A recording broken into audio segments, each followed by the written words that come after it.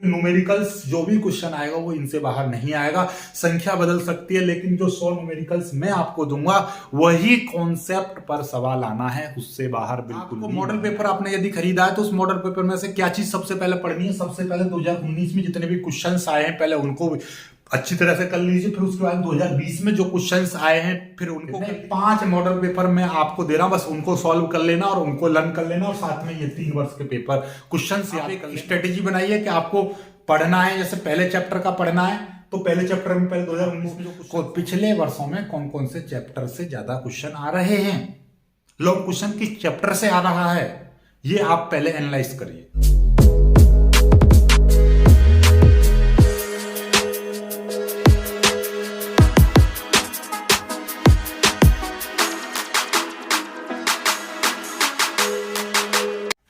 Twelfth वाले सभी students ध्यान दें, ट्वेल्थ क्लास आप सभी के लिए ये समझ लीजिए आज की वीडियो बहुत ज्यादा खास होने वाली है, क्योंकि आज की इस वीडियो में आपको एक स्ट्रेटजी बताने वाला हूं कि आप यूपी बोर्ड एग्जाम 2023 में किस तरह से फिजिक्स की तैयारी करो। यानी कि अब हार्ड वर्क नहीं, स्मार्ट वर्क करने की आवश्यकता है, क्योंकि हार्ड वर्क तो आपने पूरी साल किया था और अब आपका लगभग 1 महीना भी नहीं रह गया पेपर स्टार्ट होने में। 16 फरवरी से आपके एग्जाम स्टार्ट है।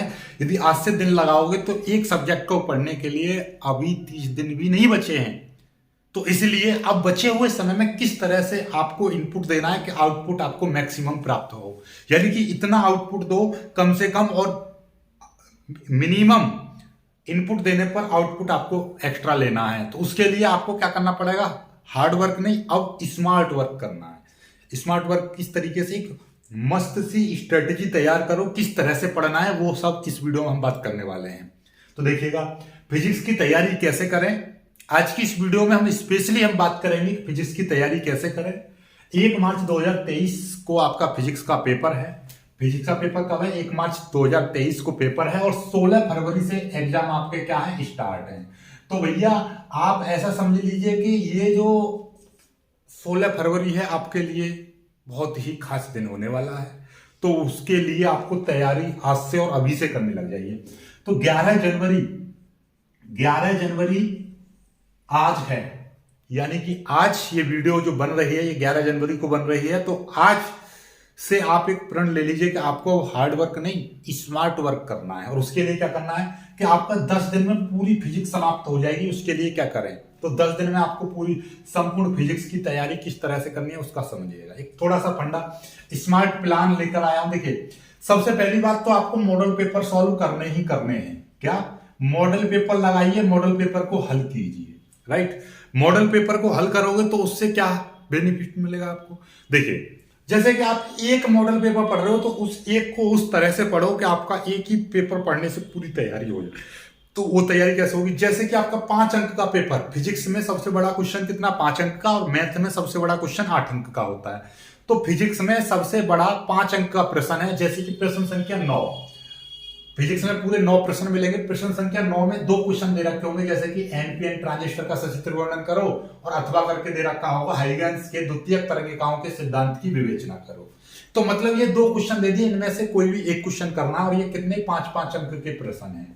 ठीक है, एक करना है। सबसे पहले तो इन दोनों क्वेश्चन की आप अच्छे से तैयारी कर लो। फिर ये देखो कि ये जो 5 अंक का प्रश्न एनपीएन ट्रांजिस्टर है ये किस चैप्टर से, जिस चैप्टर से ये क्वेश्चन लिया गया है इस मॉडल पेपर में, तो उस चैप्टर के लॉन्ग क्वेश्चनों को और अच्छे से लर्न कर लीजिए। ऐसा क्यों?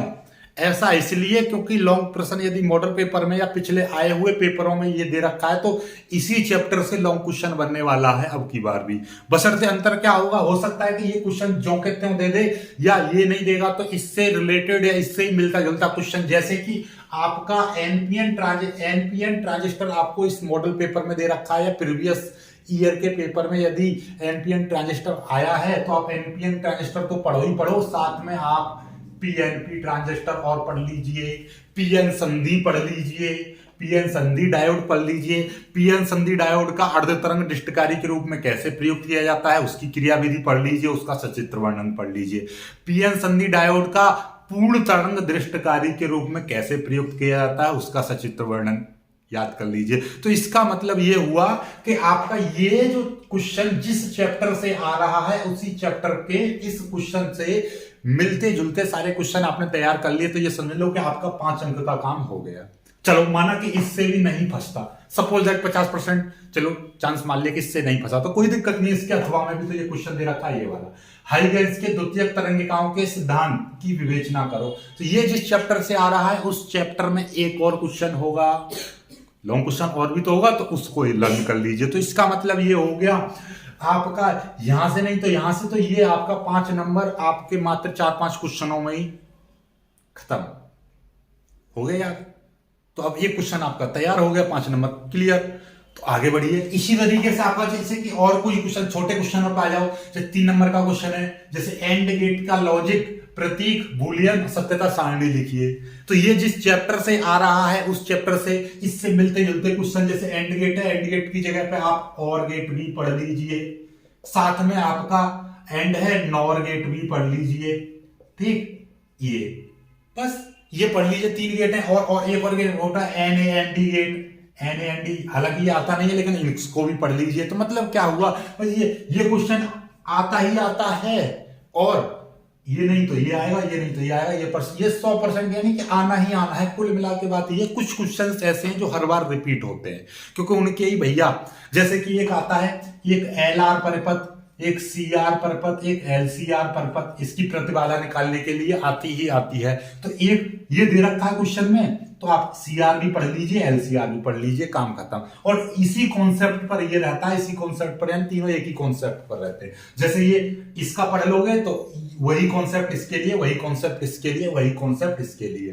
दूसरी चीज, ये अलग अलग से मत पढ़िए। यदि इस चीज को पढ़ रहे हो तो गेट को पूरा ही खत्म कर लीजिए, ताकि एक ही कॉन्सेप्ट पर एक बार दिमाग लगाओगे तो उसके रिलेटेड सारे क्वेश्चंस एक ही बार में खत्म।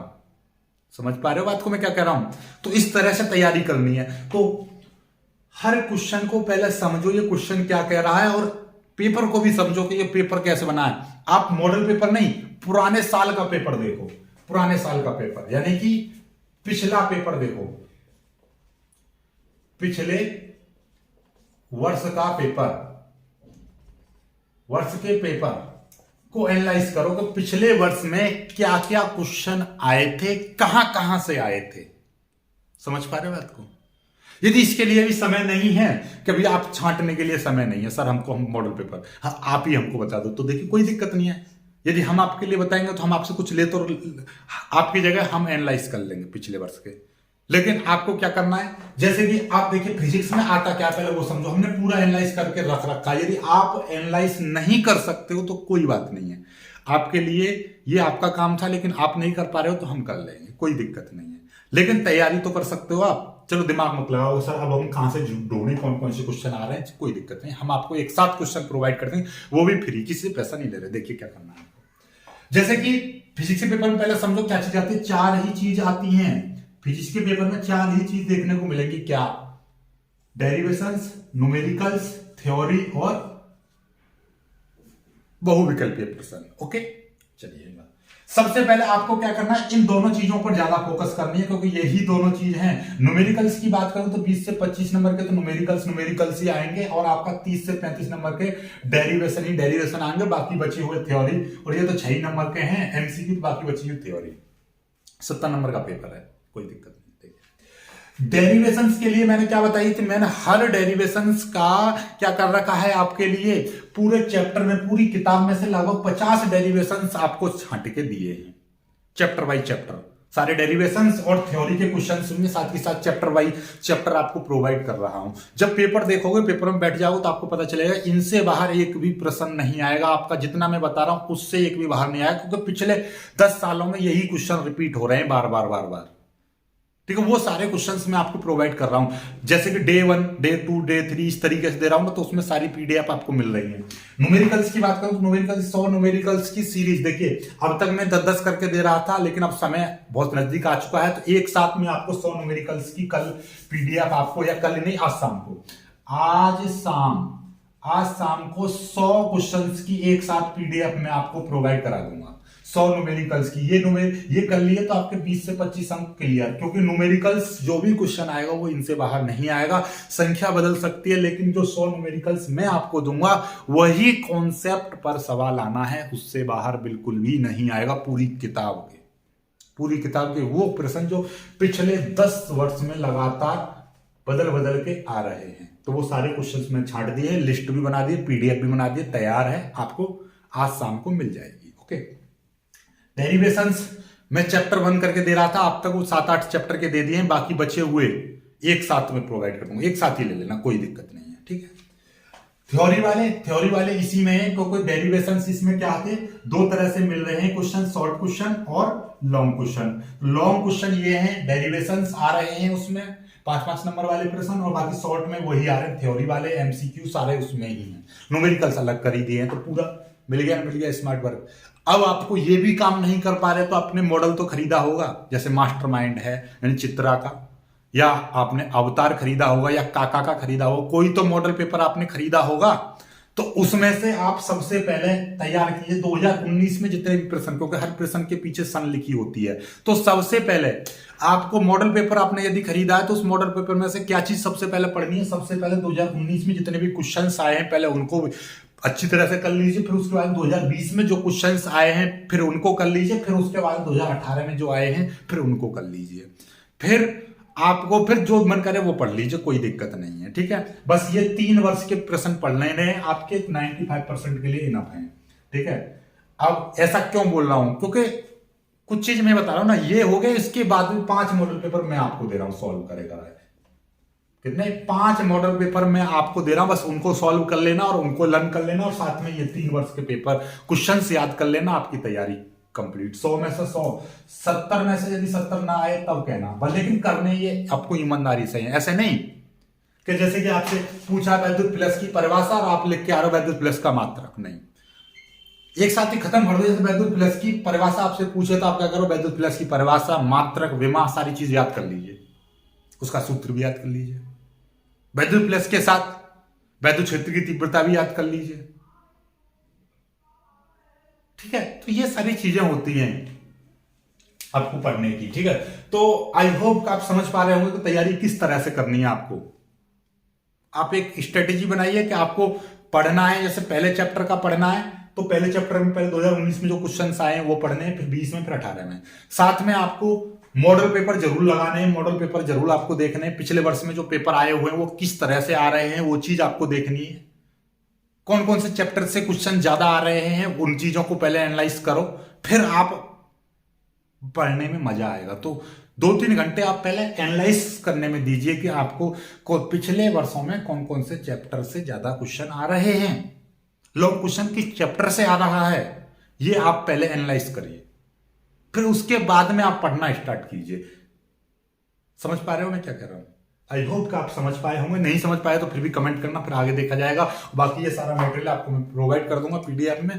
बाकी वीडियो को लाइक करो, अपने दोस्तों तक शेयर करो, चैनल को सब्सक्राइब जरूर कर लेना। मिलेंगे कुछ वीडियो, तब तक के लिए बाय बाय।